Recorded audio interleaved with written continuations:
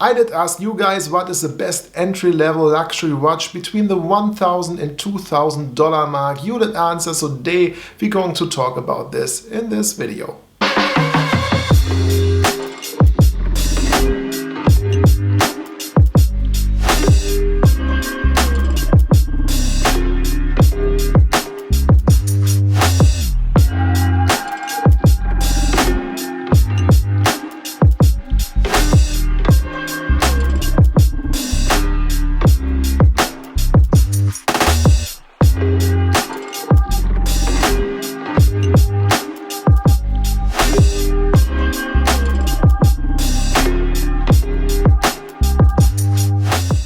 Hello and welcome everyone, Konstantin aka Mr. V back with the topic entry luxury watches. Thanks again for your participation on Instagram. I really appreciate your input there. So if you didn't follow me yet on Insta, have a look and I would like if you join in there. Thanks for that. So guys, today we're going to discuss about your entry level watches. I of course will add my selections to it. So without further ado, let's start and do talk what is the best entry luxury watch between $1,000 and $2,000 US dollars. Let's go. You did actually point out 4 brands: Auris, Tag Heuer, Sinn and Maurice Lacroix. Let's start with Auris, and here with the Auris Aquos line you mentioned quite a lot. And the Auris Aquos is a great entry-level luxury watch. You have an integrated bracelet, you can get of course also rubber straps or leather straps. You don't have that variety of strap options though, or due to the integrated bracelet.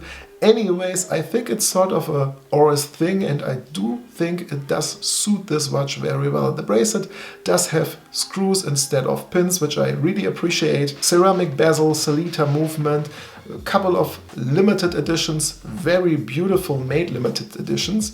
And as well you can get it in 39, 43 or even 48, 47 millimeters. The biggest version of the Auris Aquos does have a small second and 500 meters of water resistance. The other Auris Aquos models do spot 300 meters of water resistance, so I think it's a very interesting piece. You as well mentioned the Auris Divers 65, which I do like. 100 meter of water resistance. Well, this is true to the original, but I would have preferred though 200 meters. It's nitpicking, but I still think nowadays Auris could have put 200 meters to this watch, but yeah, whatever. It's a beautiful piece.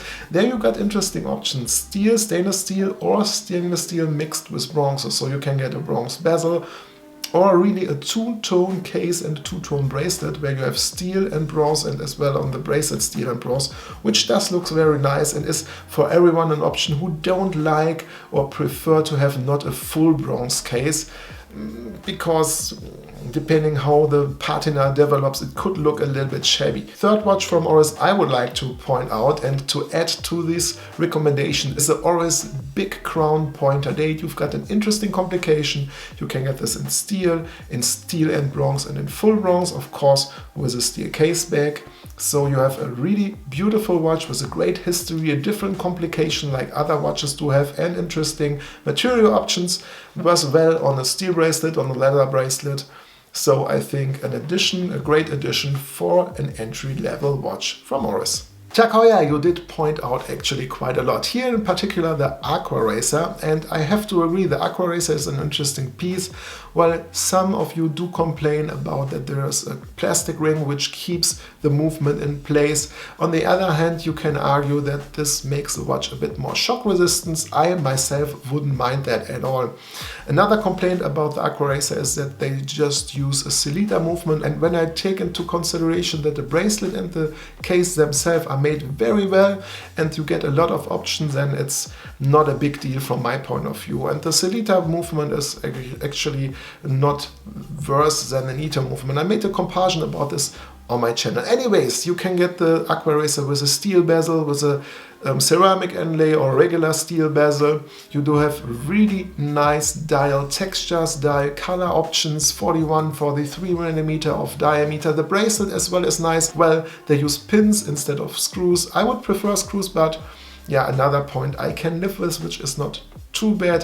And there is one great option, they do offer a beautiful rubber strap, and there you've sort of formed end links that they really fit together with the case. It has sort of an integrated look. I do like as well, you have the clasp where you can adjust this bracelet perfectly to your wrist size, which I would appreciate. So if I would be on the market for a Tag Heuer Aquaracer, I definitely would go for the Aquaracer with a ceramic bezel, blue dial and blue rubber strap. The icon from Maurice Lacroix is a watch which you mentioned quite a lot, and I do agree. You do have the integrated bracelet, which looks very well. Of course, again, pins, not screws, but you have the easy exchange system from Maurice Lacroix, so you can interchange from the bracelet to the rubber strap to the leather strap. It's an integrated bracelet as it's with Auris, so you're limited in terms of your strap choices, but still the water resistance is decent of the icon. It's a sporty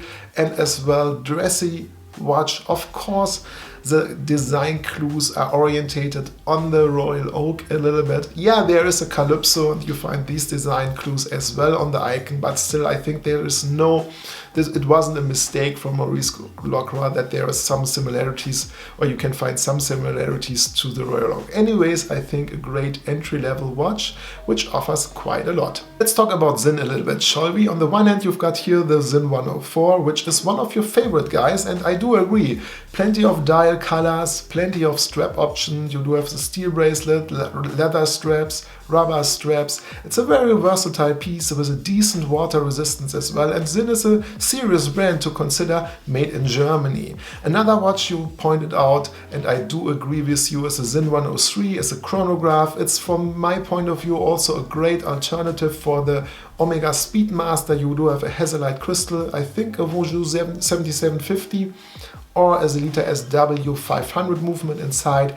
It has this new old stock feeling, a lot of charm, and is a great entry-level chronograph. The one watch I would like to add here is the Sinn 356. It's a pilot's chronograph, again with a SW 500 or Vougeot 7750 movement inside, a little bit smaller, 38.5 millimeters of diameter.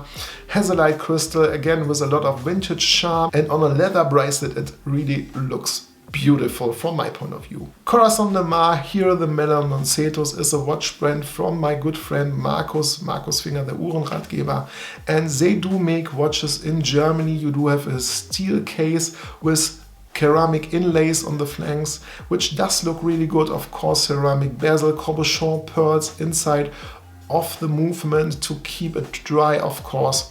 Made in Germany, the dials as well made and printed in Germany from Markus and his watchmaker Fritjof. So if you consider an entry-level watch in this price range, check out Corazon de Ma.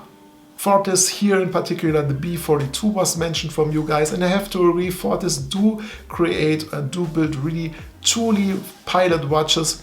I have had the opportunity to talk with Jupp, the CEO from Fortis. He's a really cool guy, so I think Fortis is a great option to consider in the $1,000 to $2,000 price range. Nomos was mentioned from you guys as well. I have to point out there, of course, the Club Campus I did own in my collection as well. It's a beautiful piece, not too small, not too big, and an option for everyone who is on the market for a more dressy piece. Made in Germany, inside ticks the Alpha manual vinyl movement, so it's an interesting option. You guys mentioned as well the Nomos Tangente in 38 millimeters.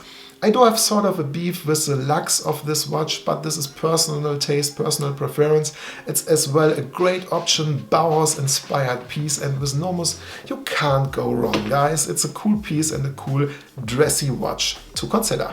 In the end, I would like to point out two further watches. On the one hand, the Longines Hydro Conquest, here the one with the ceramic bezel and the rubber strap. I introduced the green version in my 2020 novelties video, and it's a watch to consider. On the one hand, you've got different options and different color options, green, blue, gray and black. I love the rubber strap, it's a great look from my point of view, and the Longines Hydro Conquest has a own history. It's not the typical Submariner homage, it's a very unique looking piece. Longines does have a very great history, it's one of the oldest watch brands, parts of the Swatch Group of course, so you can get a special ETA movement just made for Longines, which is a nice thing to have. The second watch I would like to point out is of course my old trusty Grand Seiko, here with a 9F quartz movement.